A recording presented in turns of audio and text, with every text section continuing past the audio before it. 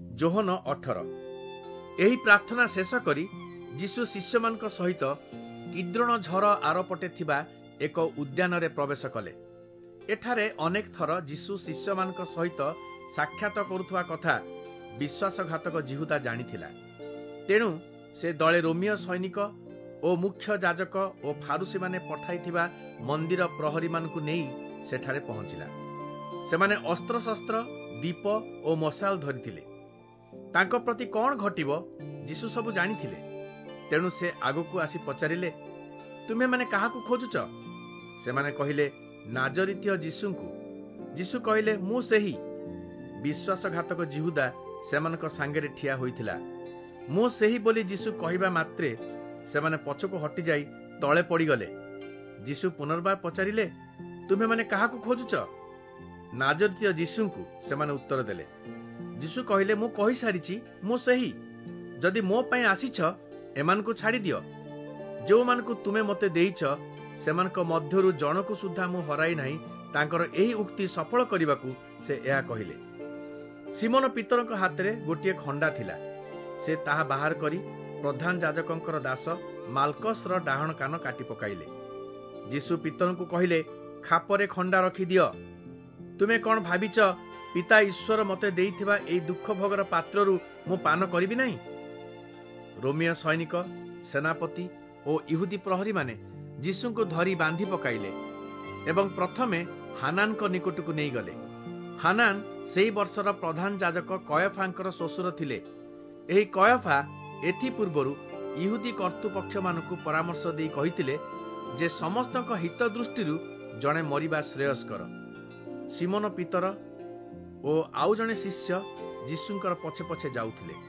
ସେହି ଅନ୍ୟ ଶିଷ୍ୟର ପ୍ରଧାନ ଯାଜକଙ୍କ ସହିତ ପରିଚୟ ଥିବାରୁ ସେ ଯୀଶୁଙ୍କୁ ଅନୁସରଣ କରି ମହାଯାଜକଙ୍କ ଗୃହର ପ୍ରାଙ୍ଗଣ ଭିତରେ ପ୍ରବେଶ କଲେ।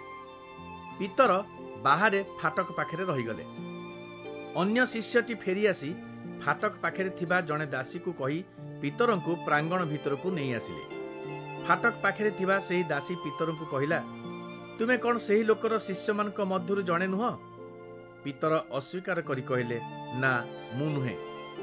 ସେତେବେଳେ ଶୀତ ହେଉଥିଲା, ତେଣୁ ଭୃତ୍ୟ ଓ ପ୍ରହରୀମାନେ ନିଆଁ ଜାଳି ତା ଚାରିପାଖରେ ଠିଆ ହୋଇ ନିଜକୁ ଉଷୁମ କରୁଥିଲେ। ପିତର ମଧ୍ୟ ସେମାନଙ୍କ ପାଖରେ ଠିଆ ହୋଇଥିଲେ। ମହାଯାଜକ ଯୀଶୁଙ୍କୁ ତାଙ୍କ ଶିକ୍ଷା ଓ ଶିଷ୍ୟମାନଙ୍କ ସମ୍ପର୍କରେ ପ୍ରଶ୍ନ କଲେ। ଯୀଶୁ ଉତ୍ତର ଦେଇ କହିଲେ, ମୁଁ ସବୁବେଳେ ସମସ୍ତଙ୍କ ନିକଟରେ ପ୍ରକାଶ୍ୟ ଭାବେ ଶିକ୍ଷା ଦେଇଛି। ମନ୍ଦିର ଓ ଉପାସନା ଗୃହମାନଙ୍କରେ ଲୋକମାନେ ସମବେତ ହୋଇଥିବା ବେଳେ ମୁଁ କଥା କହିଛି। କୌଣସି କଥା ମୁଁ ଗୋପନରେ କହିନାହିଁ। ମୋତେ କାହିଁକି ପଚାରୁଛ? ଯେଉଁମାନେ ମୋ ଶିକ୍ଷା ଶୁଣିଛନ୍ତି ସେମାନଙ୍କୁ ପଚାର।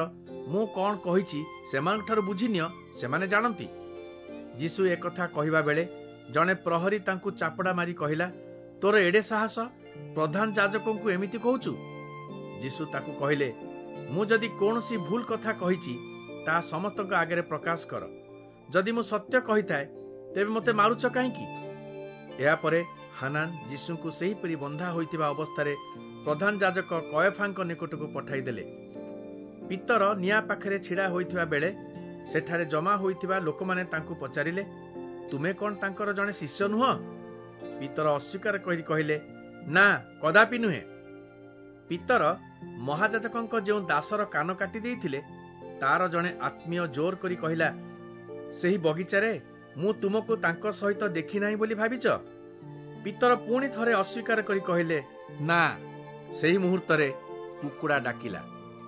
ପରଦିନ ପ୍ରତ୍ୟୁଷରେ ସେମାନେ ଯୀଶୁଙ୍କୁ କୟଫାଙ୍କ ଗୃହରୁ ନେଇ ରୋମୀୟ ରାଜ୍ୟପାଳଙ୍କ ପ୍ରାସାଦରେ ପହଞ୍ଚିଲେ। ଇହୁଦୀମାନେ ପ୍ରାସାଦ ଭିତରକୁ ଗଲେ ନାହିଁ, କାରଣ ତଦ୍ୱାରା ନିସ୍ତାର ପର୍ବର ଭୋଜି ପାଇଁ ସେମାନେ ନିଜକୁ ଅଶୁଚି କରିବାକୁ ଚାହୁଁନଥିଲେ।